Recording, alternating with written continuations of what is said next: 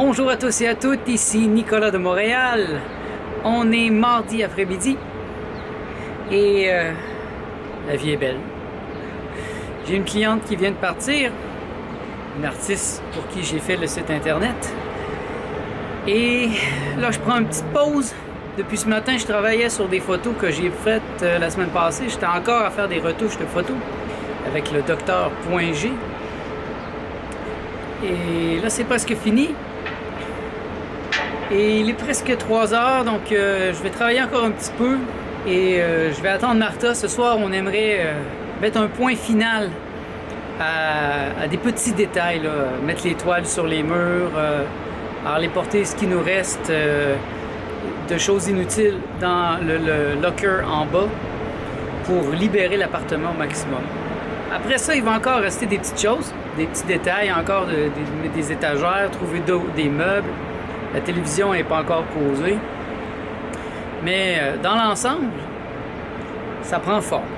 Là, bon, le patio ici n'est pas encore très organisé non plus. On a les vélos et les plantes mis pêle-mêle. C'est pas encore très ergonomique, là, mais il y a un travail à faire là-dessus. Mais on va voir. On va voir une chose à la fois. Je me réserve du temps aussi pour la réflexion. Du temps pour rien faire, en fait, c'est important.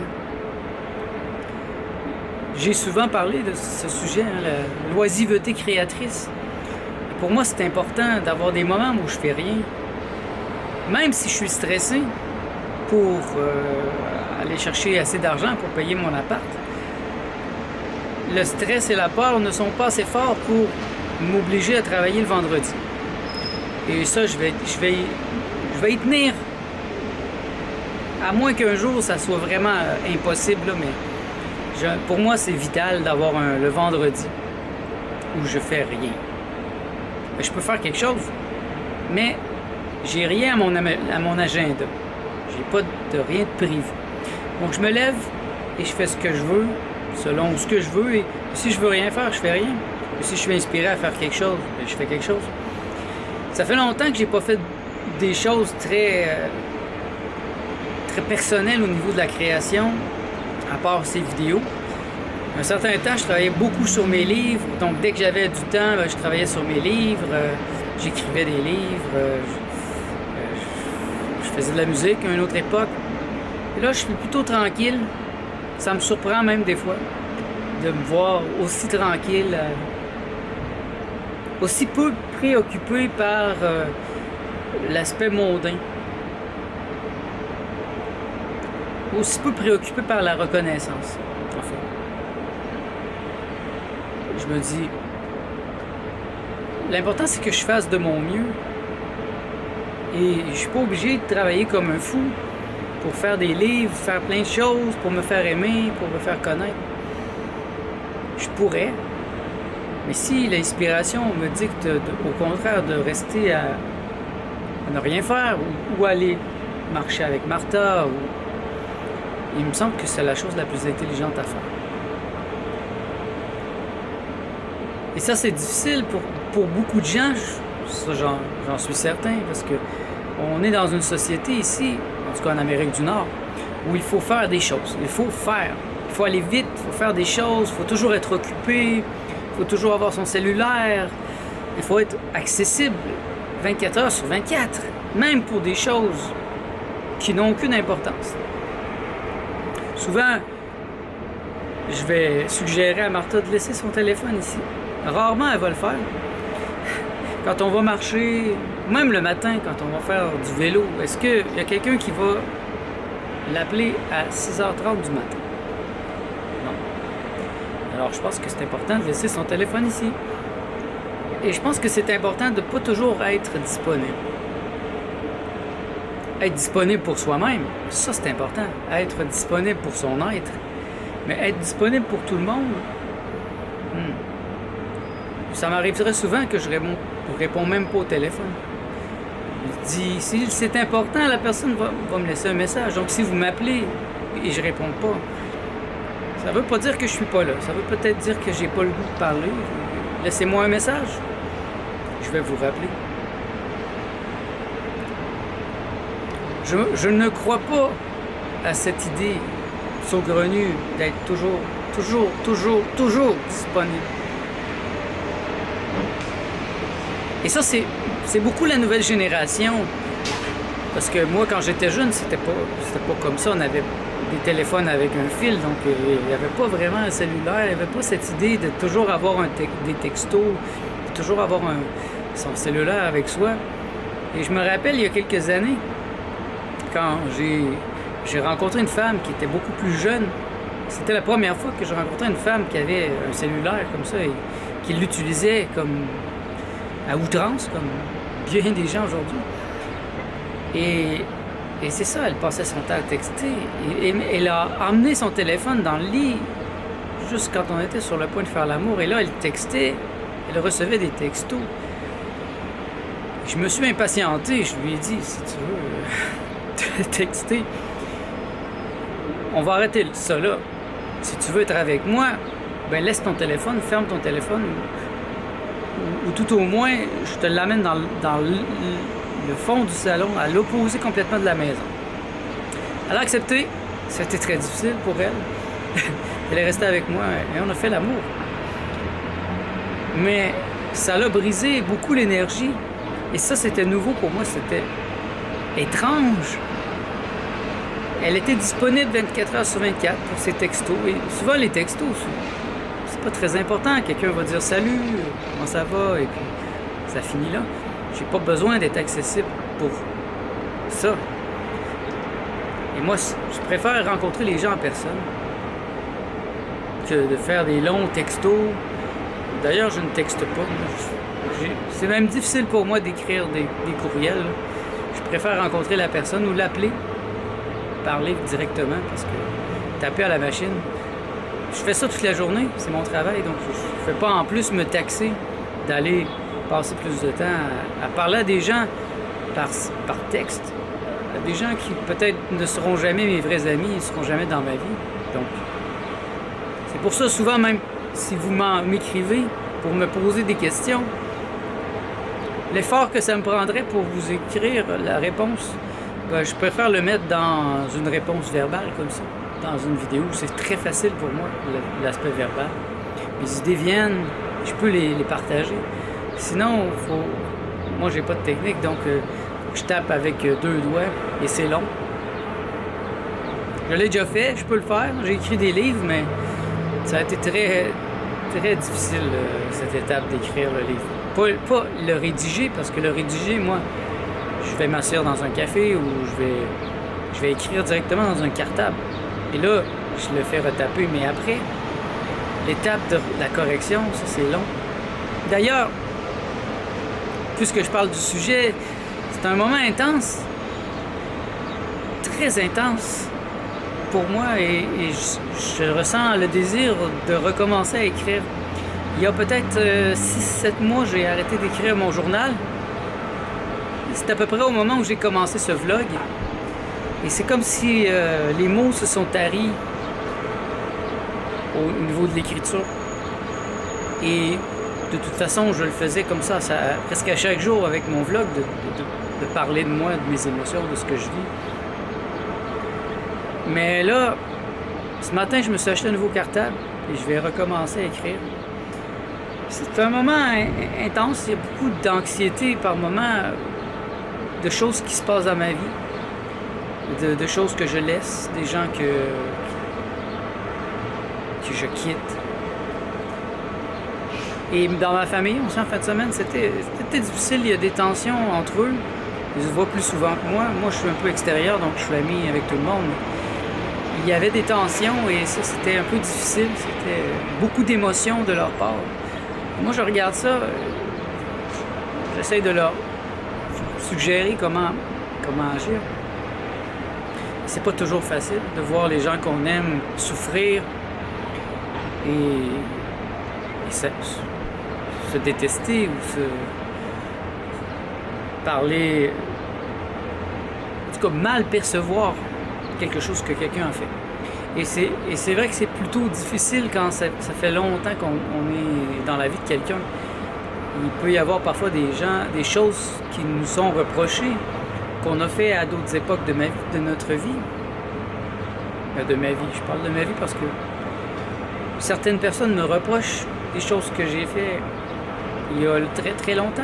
Pas ma famille, là, d'autres gens ici. Et qu'est-ce que je peux faire?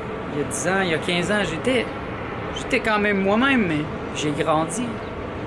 J'ai vraiment grandi depuis cette époque. Et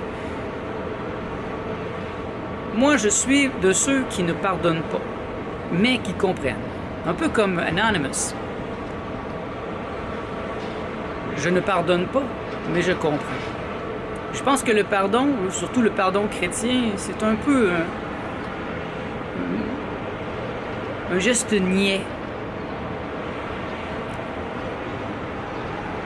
On pardonne à la personne, mais sans vraiment chercher à savoir si elle a compris l'effet qu'elle a eu sur les autres, sur notre vie, sur l'impact qu'elle a eu. Et je pense que, au lieu de pardonner, il est plus intelligent de comprendre. Donc, je ne pardonne pas à quelqu'un, mais je cherche toujours à comprendre pourquoi il a fait ce geste. Par exemple, mon ancien propriétaire, je ne lui pardonne pas sa manière d'être, mais je comprends pourquoi. Je comprends pourquoi il est comme ça. J'en ai déjà parlé d'ailleurs. Je regarde son corps physique et son corps est décrépit. Il est en très mauvais état, physiquement.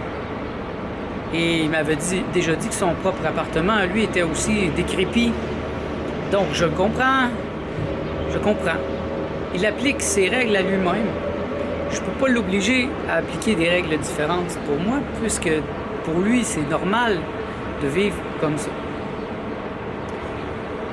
Et tout au long de ma vie, en tout cas surtout depuis les 15 dernières années, j'ai appliqué cette règle beaucoup plus fortement. Je ne pardonne pas. Si quelqu'un me fait quelque chose, je ne vais pas lui pardonner, mais je ne vais pas non plus être fâché. Je vais chercher à le comprendre. Et si cette personne est dangereuse, ben je vais la tenir loin, le plus loin possible de mon intimité. Mais je ne lui en voudrais pas. C'est rare. En tout cas, si je fais justement un examen à ce propos, et je peux pas trouver des gens à qui j'en veux, avec qui je suis fâché. J'ai des gens, bien sûr, qui m'ont manqué d'égard et ces personnes, bien, je ne leur pardonnerai jamais, mais je les comprends. C'est une fine ligne. Le pardon, à mon avis, est un geste de soumission. Et moi, je ne me soumets pas. Je ne suis pas soumis. Et si on pardonne à quelqu'un sans se changer soi-même, sans poser d'action en soi-même, il va le refaire plusieurs fois. Tandis que si on cherche à comprendre, c'est différent. Moi, en comprenant la personne, mais ça ne m'atteint pas. Par exemple, je peux comprendre que cette personne qui a été dure envers moi a eu une enfance très dure et que c'est tout ce qu'elle connaît. Donc, bien sûr, je peux pas lui pardonner d'avoir été dur envers moi, mais en même temps, je la comprends et je suis pas fâché. Mais je ne chercherai pas à m'approcher de cette personne non plus. Autant que c'est possible, je vais rester loin. Comprenant son passé, comprenant où elle en est. Et bien souvent dans ma vie, ça m'a beaucoup aidé de comprendre. Comprendre, ça enlève... Comment dire ça? Ça fait appel à mon intellect, premièrement. Moi, je suis intellectuel, donc la compréhension profonde, intrique d'une personne est très importante pour moi. Si quelqu'un, par exemple, la semaine passée, quelqu'un était sur le Mont-Royal, et il a monté sur la croix qui est là, et il s'est tué. Oui, il a tombé. Il n'était pas supposé être sur la croix parce qu'il y a des clôtures tout autour, mais il s'est faufilé, il est monté sur la croix, il est tombé. Il y avait des reporters Comme ça, le matin, quand je faisais du vélo, ils m'ont arrêté. Un m'a arrêté pour me demander ce que j'en pensais. Et j'aurais pu dire que, en fait, on ne peut pas tuer quelqu'un qui ne veut pas mourir. Donc, il avait déjà en lui ce désir de mourir. Même qu'il y ait une clôture ou pas, ça ne change rien. Parce que le reporter me demandait si on devrait demander à ce que ça soit mieux gardé, qu'il y ait plus de clôture. Mais si la clôture avait été là, peut-être qu'il simplement il se serait enfargé, il serait tombé dans un ravin un peu plus bas, tout simplement, parce il avait ce désir.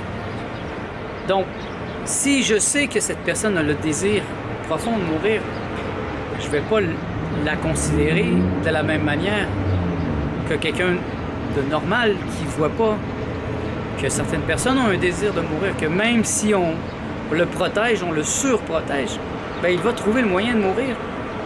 Il va sortir dans la rue et un auto va le frapper. Parce qu'il a ce désir. Et il faut comprendre ça.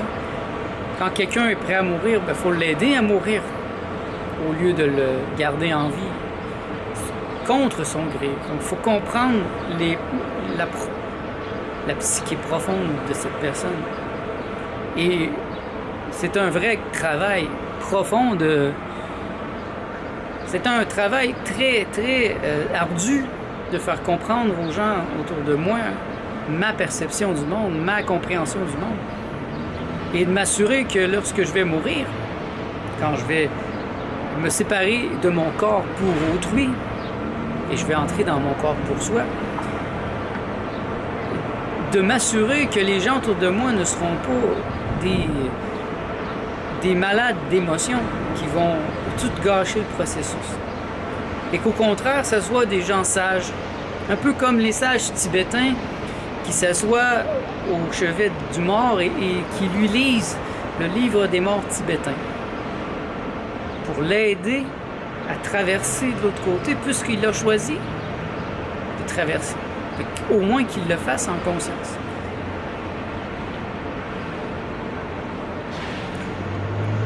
Très profond, très important, et de bien mourir.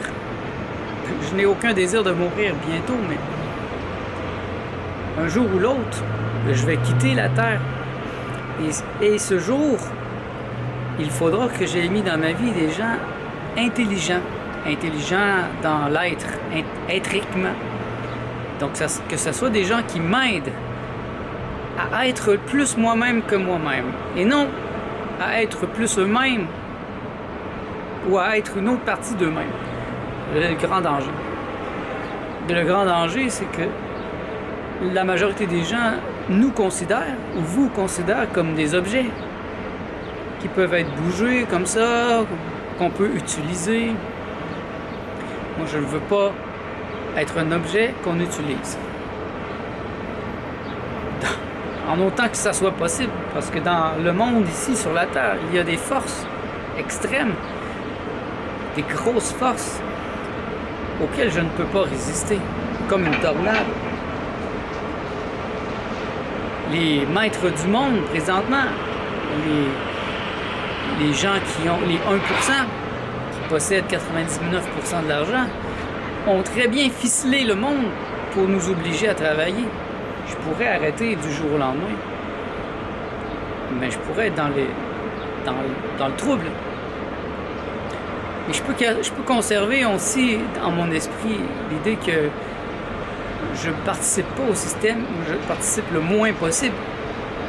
Parce que bien sûr, vous voyez, je suis en pleine ville ici, donc oui, je participe, je suis dans le système, j'aime la ville.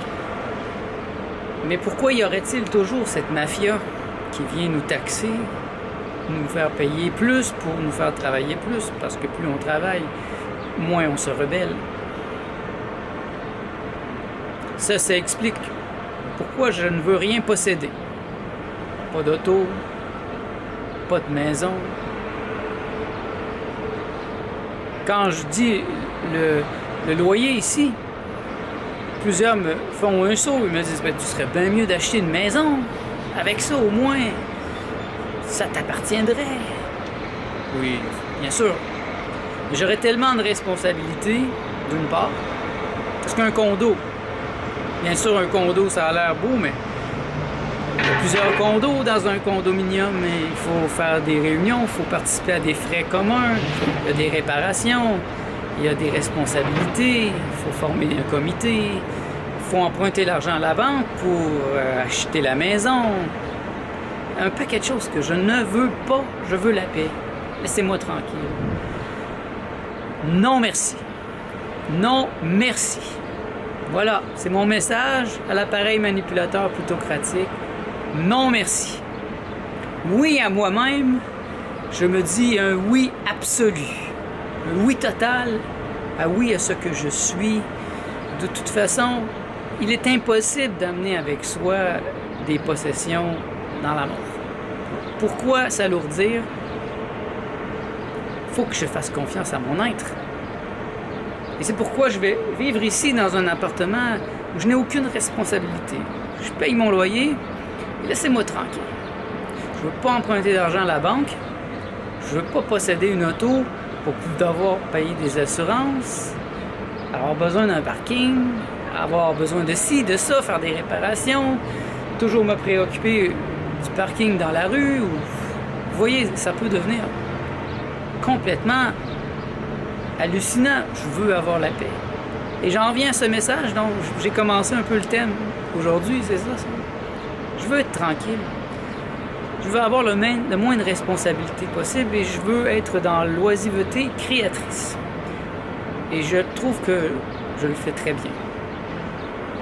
Et je souhaite que cela vous inspire à en faire tout autant.